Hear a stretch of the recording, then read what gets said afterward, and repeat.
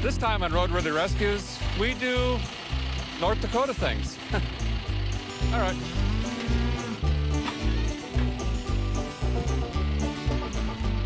Viper's still good.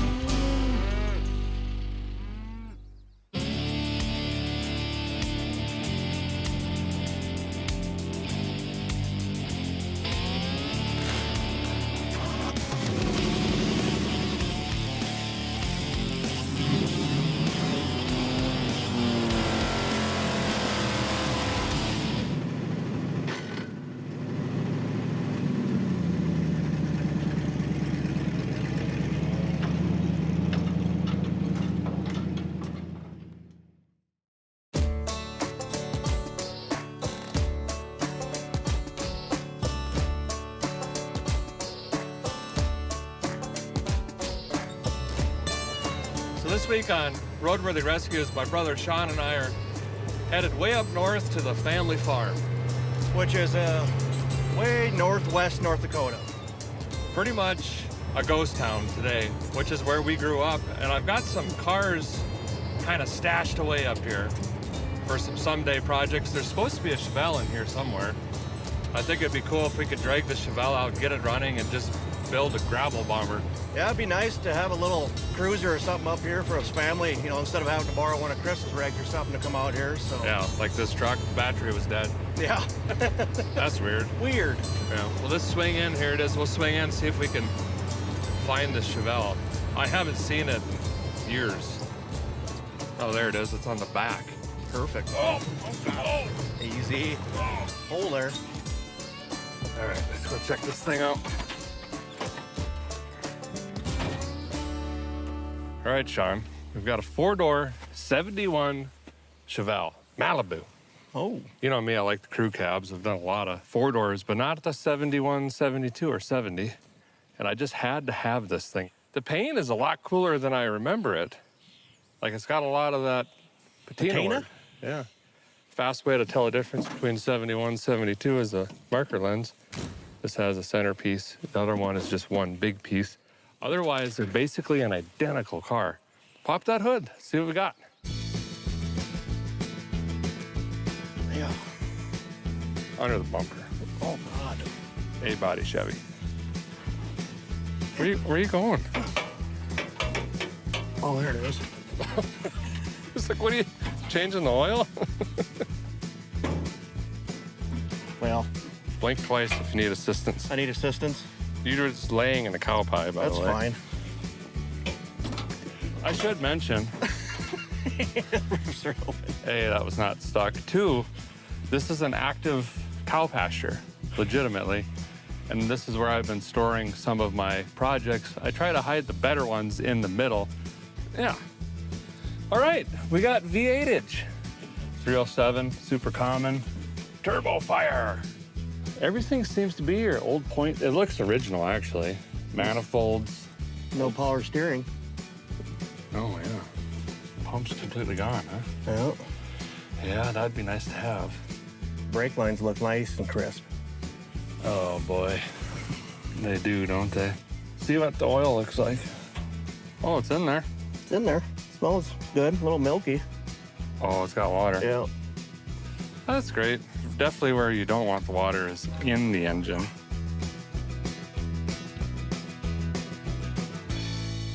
So as per usual, I bought this off a farmer, what, 4 years ago? 4 years ago? And it had been sitting umpteen, 9 or 4 years before that. But we're in the land of Chevrolet over here, so if we need an engine, I think we're covered. we got one. If we need a transmission, we probably got one. So I think we just jump right in, pour something down the yap. See if it fires off. Make some noise, and then we should probably take it to farms right over the hill. Yep. Get it into the shop so we can lay on some broken concrete from the 50s and continue to work on it there. We can get out of the cow pies. It smells real, real good. All right, gas. So we're gonna go ahead and throw a lightning cube in this, get that installed. And then Sean's gonna go ahead and start tearing into the ignition stuff and all of that. Maybe even change the sparkulators. Well, this one's clearly got water in it because it was rusted to the block. Sean's gonna twist on the key. We're just gonna see, you know, if it even has a starter. Ready? Yep. Oh. Oh yeah, there it is. Number 1. Number 4, that's good. We get some good spray out of it. Pretty decent. At first, it was literally just dust. It was like a mummy's sarcophagus. It was like, ugh. But I was leaning in here looking at this. I noticed on the fender here that this was made in Oshawa, Ontario. This is a Canadian-built Chevelle. That's pretty cool. You actually don't see a lot of these. And this was kind of funny too. It says, hey, you should change your oil, you know, every 2 months. If it's, you know, above 32 degrees, every 4 months. Pretty nonchalant. And this is cool on the inside too. Since it's a Canadian car, the dash has kilometer indicators on the plastic, but still has the mile per hour down in there. 28,000 miles, it shows. It's clearly rolled over, but it could be 128,000. The turn signal lever works, the bearing isn't shot in the column, the pedals look pretty decent, the dome light comes on. Overall, this thing's got more issues than Sports Illustrated, but I think we're gonna try to work it out. All right, who wins in a fist fight, Colonel Sanders or Rocky Balboa in the last movie? Rocky Balboa, always. I disagree. Colonel Sanders. He has a cane, man. Yeah, but Colonel Sanders is old for eternity. I think it's sparking. I'm not kidding either. Hey, look at me. It's got spark. Well, that's good. Well, that saved us about 17 minutes. Well, we've had this mystery juice in here soaking, trying to get some lubrication in there, clean it up, get those rings to come out and seal up. Hit her. Hit her.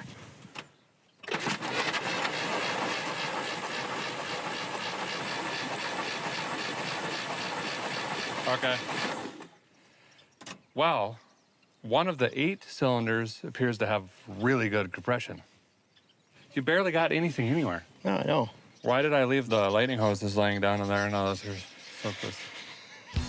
Well, let's put some new sparkulators in this. We'll dump some juice down the fire make it happener and see this thing run. All right, cranker.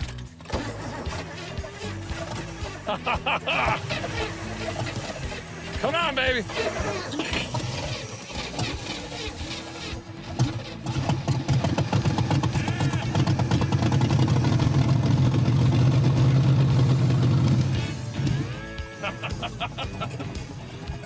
It's idling. You called it. Yes, we got a hot rod. Yeah. It doesn't even smoke. Uh-uh. I think the exhaust is plugged because it was trying to come out of the donut gasket. All right, so now if we just rig up Fuel system. this should be enough to attempt a couple burnouts and get over to the barn. Okay, try it again.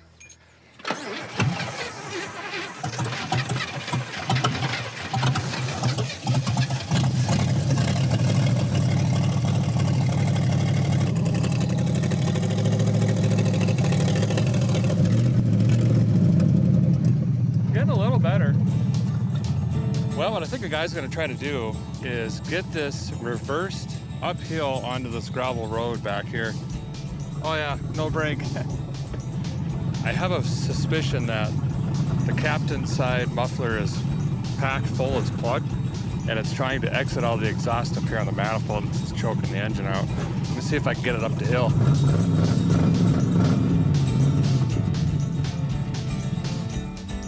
She's tuned.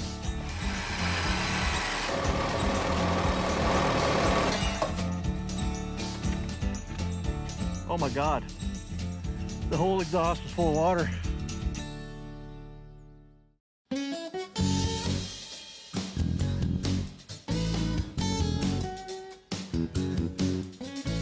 Your suspicion was correct. Plugged? Dropped the pipe and just water just ran out of it. Remember how I said it sounds like a boat? Yeah. Well, that's probably all the water we pumped out of the engine initially. I bet this thing runs like a scalded coyote now.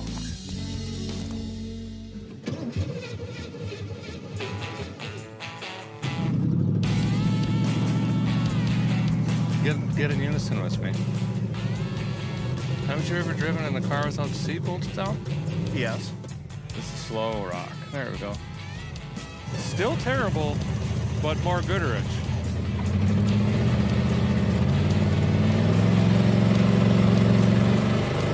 Oh, yeah! The power. Uh-oh. There's stuff dragging everywhere. Just keep going, because I don't got brakes. Yeah, I mean, what choice do we have? Oh, we got gas flying in. I think I ate a part of the seat. Oh, the speedometer works. Oh, it does? The wipers work. Wipers do? Oh, this one's stuck. There we go. The cigar lighter works. The radio works. Yeah. That's what we need to pull right there. Shoot, that was way too fast for cutting it here.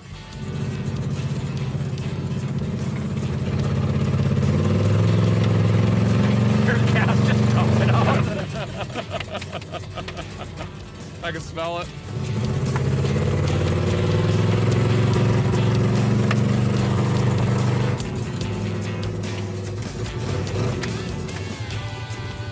Look out, Susie. Oh, it's not blowing up. It just needs a fuel atomizer that works. Well, we made it.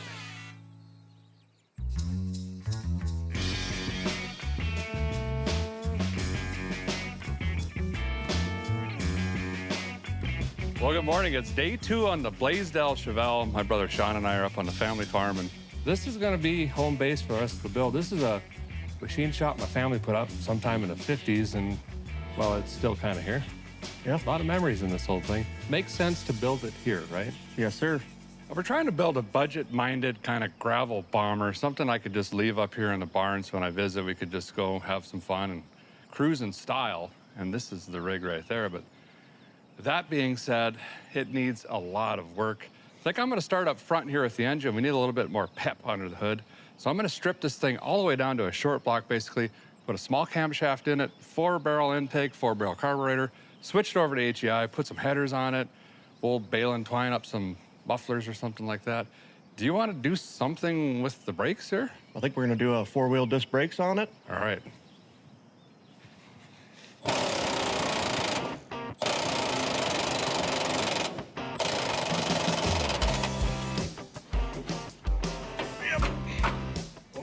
Wipers.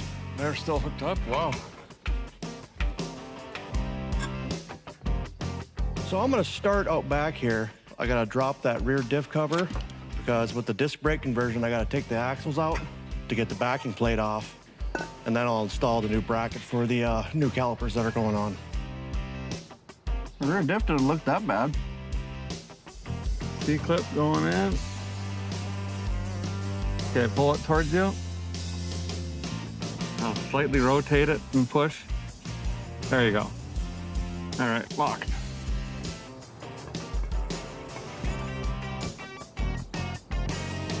John Belushi rear end gears. Ready to rock. Right. Do you see this hitch on here? It's pretty good. I got a Chevelle with a hitch.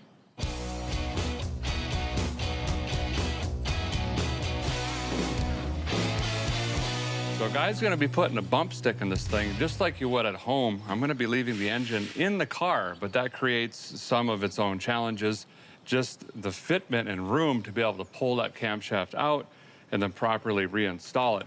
And some of you might be thinking, well, it runs on 4 cylinders, so why are you putting a camshaft in it? Well, we're gonna hopefully be able to sort all of that stuff out as far as this thing misfiring and all that with the HEI and new lightning hoses, but end of the day, we gotta add more horsepower to this thing, and the biggest bang for buck typically is the camshaft, so that's what we're gonna do. I actually got mine on that Jungle website, and it came with matching lifters and shipped was less than $200, so, I mean, you can't beat that. So I'm gonna start by taking out the ice cube maker up here, get the fan off, the shroud, all the hoses, the water whirler, the charging whirler, all of the accessories, and we'll go ahead and pull this distributor out, get the manifolds off, basically strip all of this down, and then eventually we'll be able to slide that camshaft out later this afternoon. I'm gonna dig in. Oh, there we can see evidence of all that water was in the engine. Looks clean under there otherwise.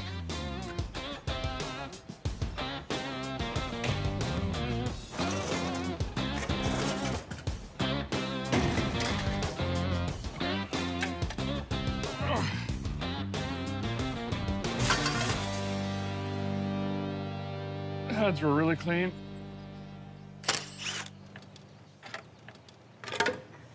Woo! That's the original cam gear. And you can see it's cracking. That's what happens to these commonly. After age, these will crack, chip, and break. And these chains will stack up, your engine will get out of time, and done. We'll replace all that. Nice and gentle so we don't bang up our cam bearings, because of course we're not changing those. Oh. There we go. Original camshaft. Pretty good shape, actually. I don't see anything odd here other than you can see the old castings weren't that great. This engine's hot. We put a real tune-up in her. Oh, for Pete's sake. But did it work? It did. Worth it.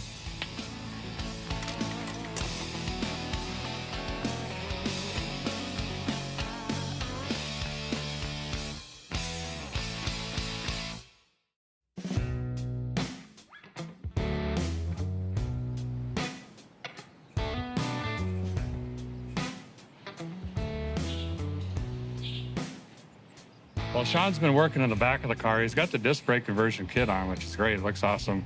I've been prepping the engine up here for a new bump stick on this thing. Now, something to keep in mind when you're selecting a camshaft is you really got to pay attention to what valve train and everything else you have. It's all got to work in unison, harmoniously together. So that in mind, I've picked a camshaft that's basically to the ragged edge of our setup here, which is stock springs, stock rocker studs. It's a cam called Bare Bones by Lenati.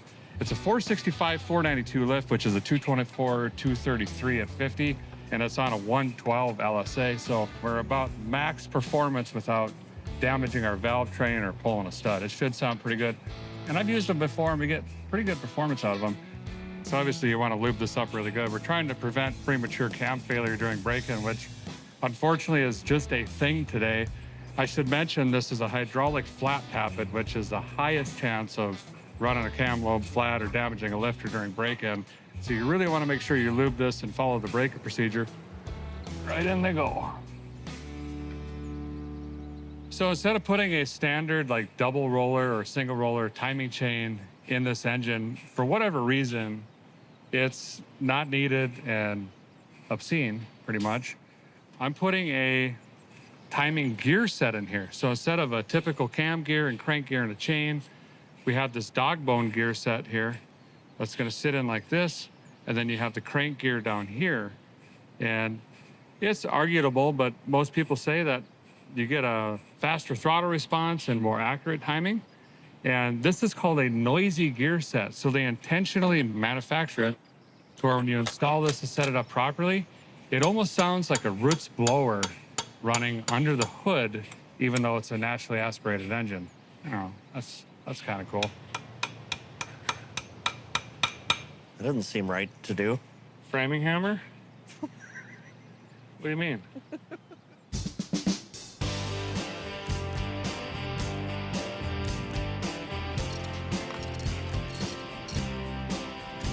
Oh my God, it's pure water. That's not supposed to be in there. Sean, what'd you do? It's pure water.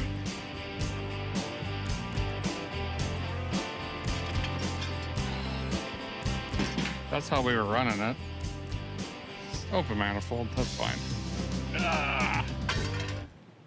Camshaft is successfully installed. We've got the lifters in, push rods, rocker arms on. It's time to adjust the hydraulic lifter preload.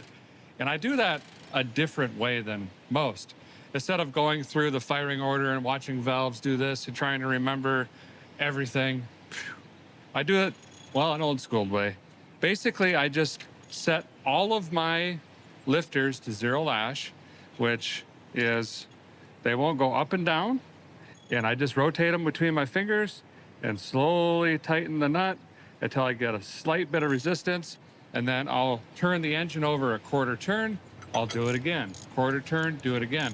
I rotate the engine 4 total times and make sure that I touch each one, and by then all of them will be at 0 lash.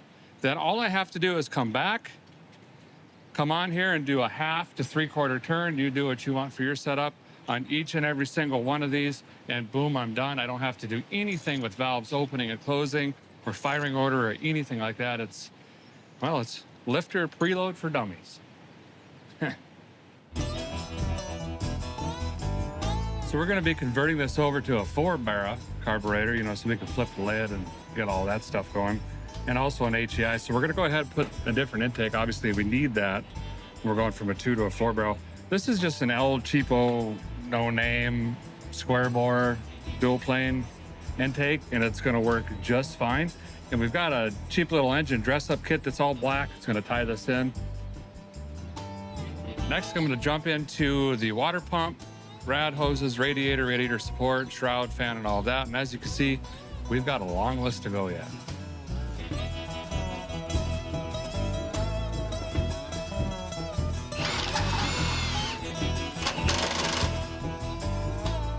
Oh, she's strapped in.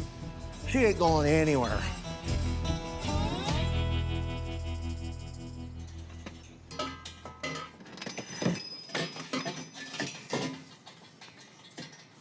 No.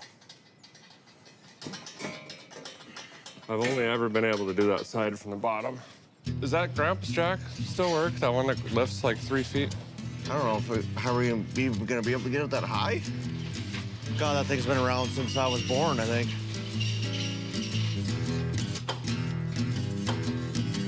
How about that? I think we gotta be like feet higher. How do we block this up?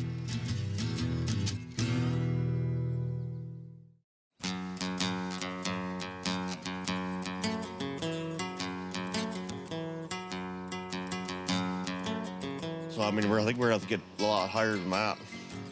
Okay, let's think about this then. I wonder if we just have Tommy come in with the tractor and we just hook a chain on it. So we're trying to put the music pipes on, AKA headers. We got the drinker side in, we're trying to put the captain side in, but there's linkage that runs the transmission and the shifter linkage and the dipstick, and everything's a mess, and you gotta do it from the bottom. We don't have big enough jacks to get the car up high enough. So, you know, Tommy did the right thing, bought a John Deere with forks on it, and we're just gonna hook a chain on it. Try to lift it up. And if that doesn't work, then we're gonna have to do it the right way and take the motor mount out and tilt the engine. But we're just, you know, trying to be lazy. Hopefully this works. Or something's gonna get damaged terribly bad. All right, where's the...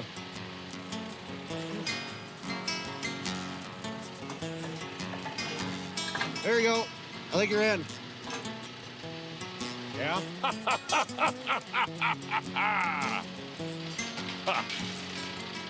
That worked surprisingly well. It, you know, went as good as I had hoped.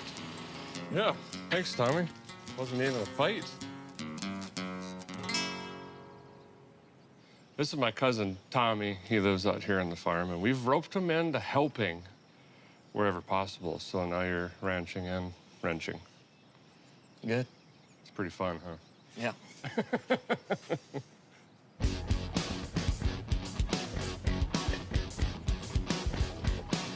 Wow. This is the old points distributor that we just took out of the 307 back there. I've knocked the roll pin out. We've got the cam gear off of this. And I'm also modifying the top here, cutting a bunch of stuff off, cleaning it up. I'm gonna take the vacuum canister off of it as well. I'm gonna use this as an oil pump priming tool. So I could drop this in any small block Chevy or big block Chevy, drop it all the way in. I'm gonna weld a bolt on here, chuck it in a drill. And as I turn this, I can run the oil pump and actually prime the entire system, which is a very, very critical part of putting a new camshaft in.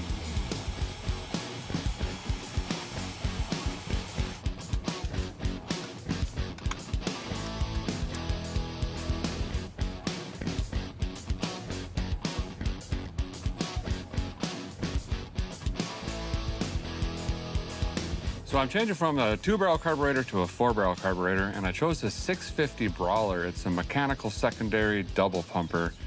So basically, when we stab the throttle, this little 307 is not gonna have a choice. It is pretty much all the air and fuel.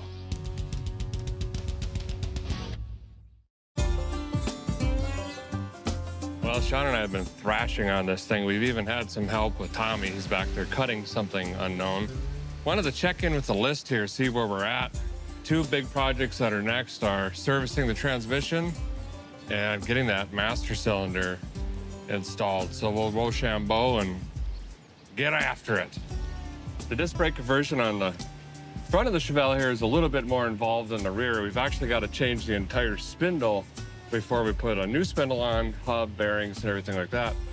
This has got worn out shocks. We got to try to get the shock nut off without busting the shock. Another one bites the dust. We got to pull this apart, try not to have this explode and springs do all this stuff, and then reassemble it. And of course, you know, we probably should replace these ball joints. So I'm not going to do that at all and just put the new parts onto them.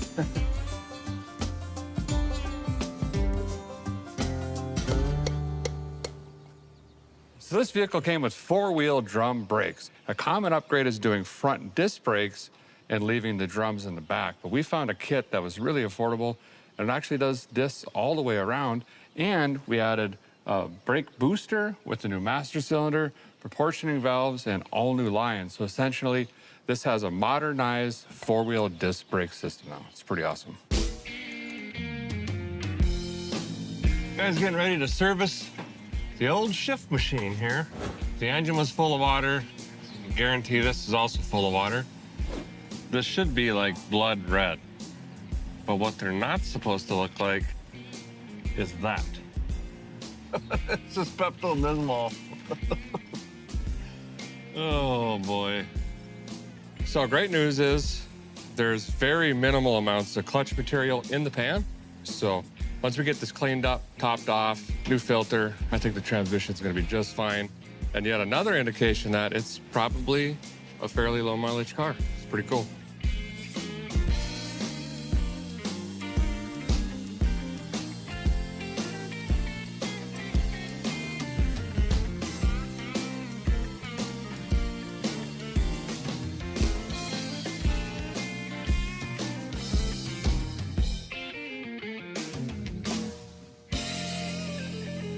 Well, we've gotten to the point, there's a couple things left on the list, but none of this stuff prohibits us from firing this thing up. We have a cam break-in that we need to do with our new camshaft here, so we gotta just let her scream for about 20 minutes or so. So here goes nothing.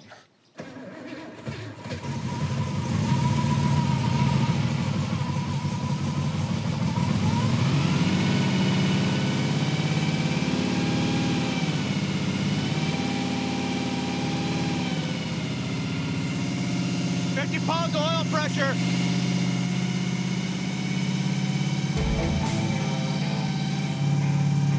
It's always a little nerve-wracking anytime you have a new engine build or a new camshaft. There's a lot of things that you gotta kind of at least attempt to do correctly.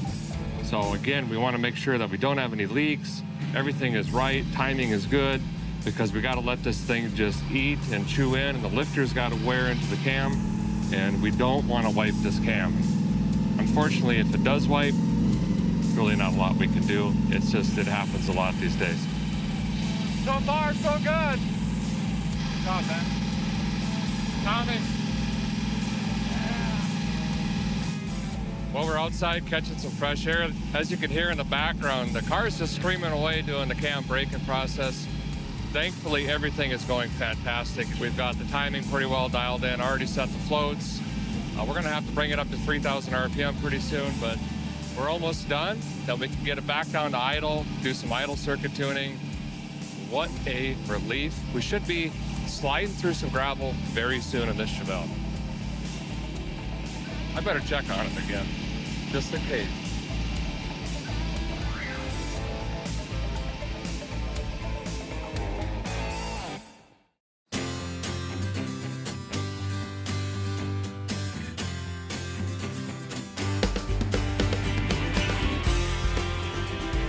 So my cousin is moving cattle this morning, so offered to help because he's got, I think, a little over 200 head, and we got to go across the road over into another pasture here. So more hands you have, the better. So we're gonna go out and move some cows this morning.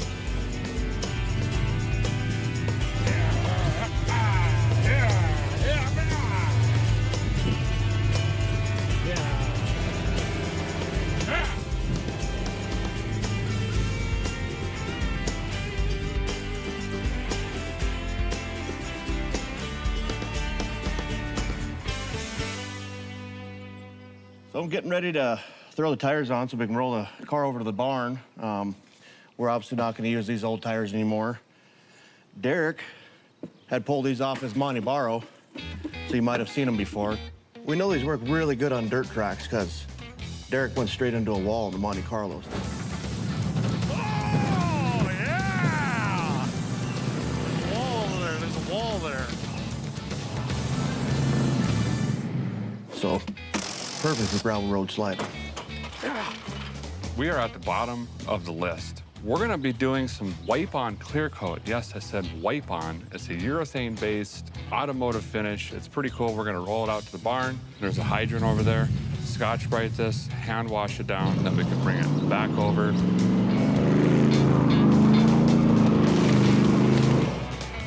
You just hammered all those cars, dude. That's what rentals are for. We gotta move this boat out of the way, Sean. We might as well use the Chevelle, huh? You wanna line me up? Yep. Up! Oh, yeah. We just need a gone fishing sticker. Oh, they're hammered.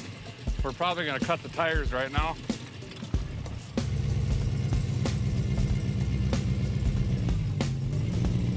I gotta get a picture of this when we get out. Yeah, that'd be good, huh? The boat kind of matches, actually. It does. Oh, it's bad. It's really bad. Oh, God. It's rubbing everywhere. Dude, we gotta fix that. How? All I smell is burning rubber. Same here. Oh, yeah. We're Oh, done. man. That is not good. Those are ruined. Oh, man. These are my going to race tires.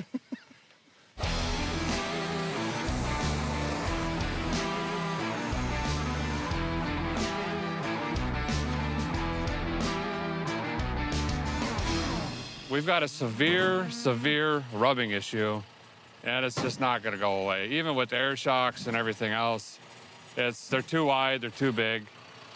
Oh, my GMC. Tommy's gonna come in with the forks. So this is a little S10 pickup I put together on Vice Grip Garage YouTube. And I mention that because these tires on here are brand new, and we think it should be the same bolt pattern. So we're gonna pick this up with the tractor. That's perfect. Yep. Take these old tires off, take the original tires that were on the Chevelle, put those back on this truck, take the gold tires off the Chevelle and put these on. Real gentle-like. Oh, and she's got an oil leak. Dang it. Yeah! Get away from that gate.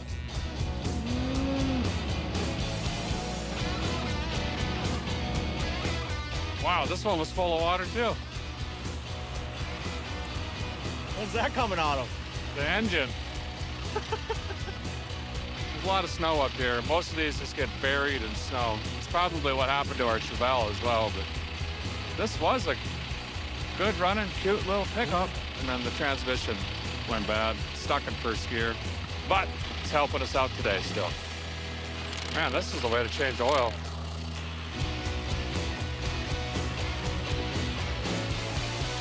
I'm trying to watch the paint here.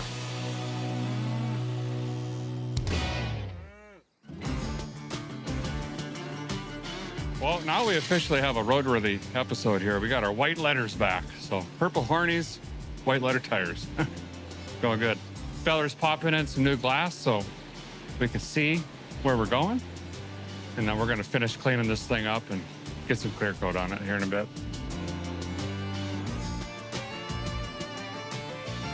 So I'm gonna be using the Vice Grip Garage urethane wipe-on gloss clear coat.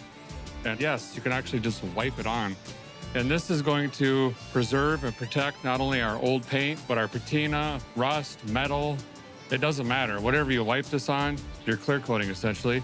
Just did it on that 80s Ford back there that just had faded clear coat and peeling clear coat, and it looks fantastic. So we're gonna do this as well. It's gonna make it pop, give it a bunch of character.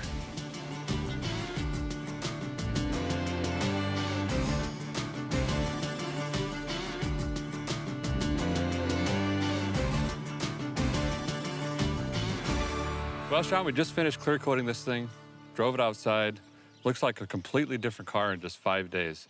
You think about it, sat up there on that hill for who knows how long, and I hadn't run in who knows how long. And now it's got a brand new fuel system, bigger rad. We put a dress-up kit on the engine, different intake, different carburetor, HDI conversion, headers, glass packs, put the camshaft in it. All new brake lines, four-wheel disc brake conversion, brake booster, master cylinder. Everything on the brakes is brand new. Did a little bit of work on the interior in here. I mean, this thing should do exactly what we're setting out to do, which is just bomb around the roads, right around the farm here, have some fun, tear it up a little bit. And that's exactly what we're about to do. Remember the first time we drove this? Running on like 6, dragging mufflers. Maybe 3. It was terrible. Let's go see what it can do now.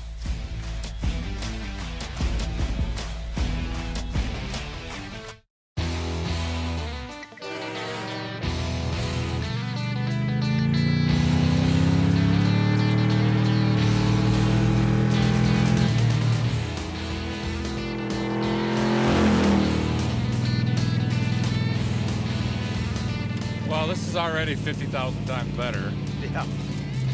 Well, the kickdown didn't work there? Oh, yeah. Easy now.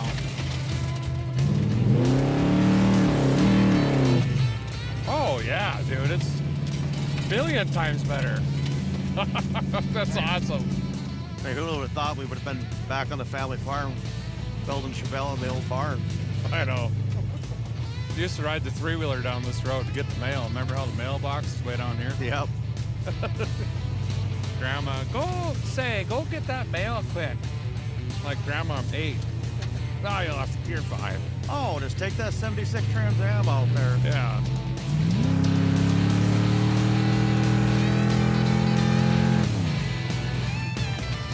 The exhaust is a little low. Yeah.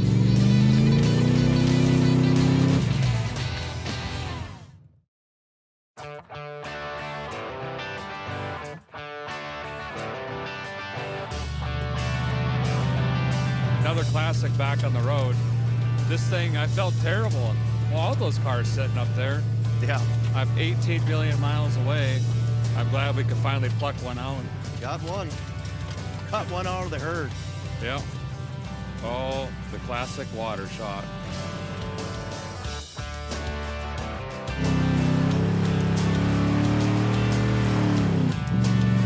There you go.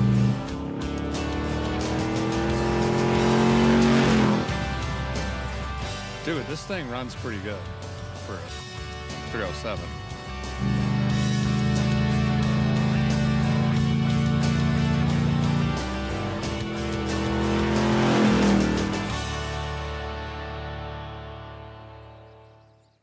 Showing off my credentials.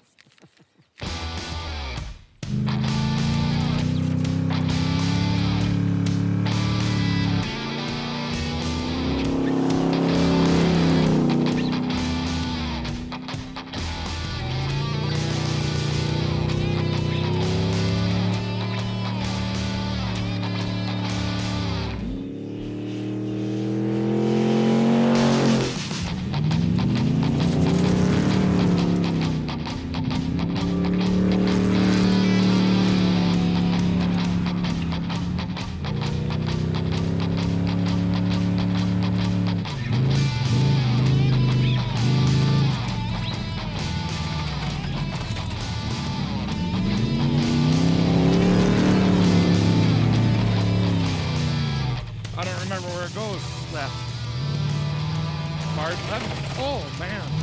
That was washed out.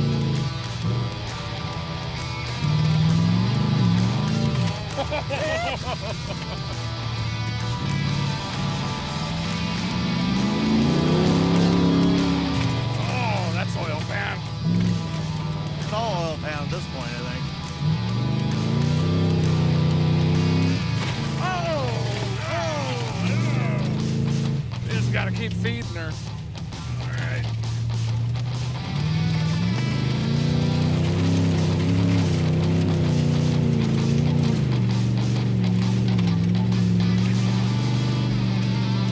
Can you see anything? Nope. Hey, thanks for coming up for this episode of Roadworthy. Appreciate it. Yeah, it's been a pretty bad time. You did great on the brakes, although we're not using them much. No, have we even hit him yet? Not really, no.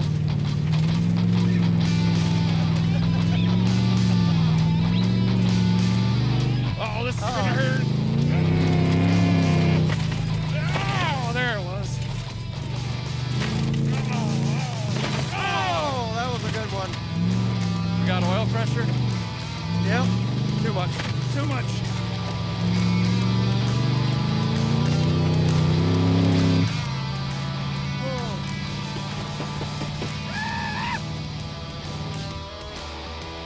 Well, that's going to do it for this episode of Roadworthy Rescues, but stay tuned, there's plenty more to save.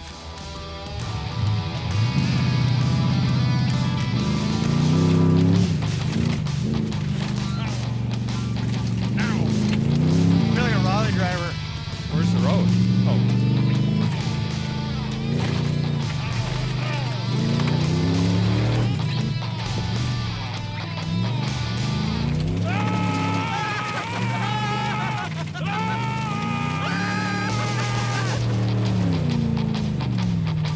I can't see. I just ate 4 different types of rocks.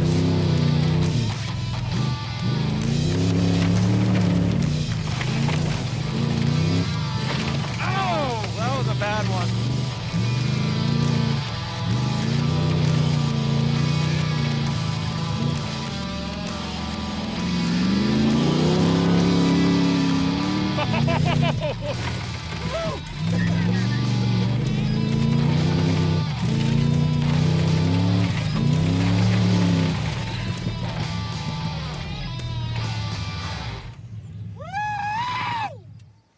So do you still want to go to Longhorn tonight? It's like a steak, potato.